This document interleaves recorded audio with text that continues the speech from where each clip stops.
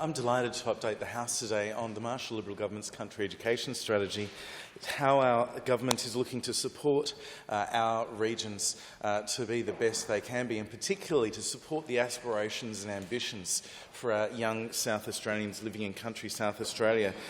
We want to remove barriers to success, broaden access to support services. If our ambition and purpose is for every child and young person in our state to be supported to fulfil their potential, whatever classroom or kindy they are in, as I've said many times, whatever town or suburb they are in, we have to apply ourselves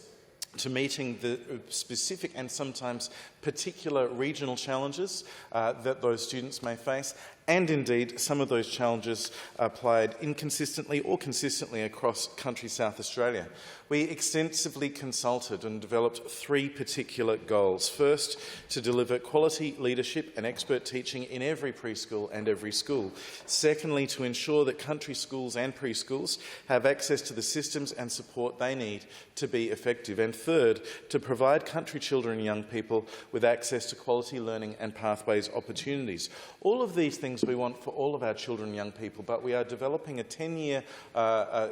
strategy with work plans over 3 years indeed, and then there'll be further iterations to particularly address those three goals. The strategy will deliver better services in country areas. We are ensuring students can reach their full potential by boosting the availability of quality relief teachers, by broadening speech pathology and pathology services in country locations, expanding the range of subjects that country students can access, improving awareness of and access to career pathways that will support their transition to further education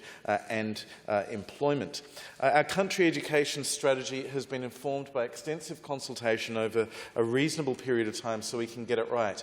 In the order of nearly 3 dozen country schools and preschools, principals, students, parents and stakeholders, including a reference group from a range of country schools, Aboriginal community education team leaders, the Isolated Children's Parents Association, and I've been pleased to increase the support going to students from very remote areas since we've come to government through the ICPA, the Open Access College and Rural Youth Ambassadors. And I'm also pleased, sir, that our 2021 Rural Youth Ambassadors are here in Adelaide right now, working directly with our policymakers on things like curriculum delivery. Those Rural Youth Ambassadors are Maddie Taylor from Burra, Georgia Hastings and Annabelle Whittaker from Maitland, Emily Sinclair and Brock Laurie from Cleve, Kaylee Kemp from Coomanduk, Liliana Cretenden from Cowell, Hayden Cupkey and Jessica McKay from Jamestown, Hannah Bazate from Kangaroo Inn, Charlotte Deramore from Mannum, Olivia Gill from Moonta, Amber Rice, Caleb Van Zyl from Mount Compass, Marnie Black from Mount Gambier,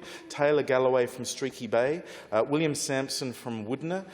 Mitchell Patterson and Nellie Kane from Port Lincoln, and I thank all of them for engaging with us. We're working with South Australian universities also, sir, to ensure that student teachers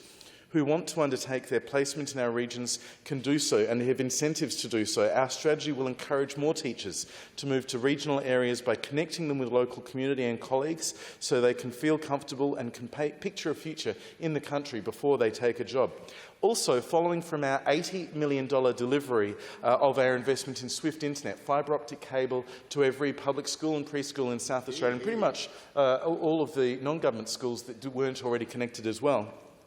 We are now working very, very hard to upgrade the ICT infrastructure in country schools, providing better business support to ensure that principals and preschool directors can focus more of their time on improving learning outcomes. We've improved the infrastructure out of sight, and now we're making sure that it is fully utilised by all of those schools. I want to thank the team from the Department for Education who have worked so hard to deliver this comprehensive country education strategy, which is going to make such a difference in the lives of tens of thousands of young South Australians in country South Australia right now, and indeed tens of thousands more in the years ahead. So thank you to Luke Fraser, Natalie Cullen, Leanne Coyles, Claire Moffat, Sarah Mavrikis, Lauren Aikens, Rachel Crease, Sarah Rook, Nigel Huxtable, Libby Hill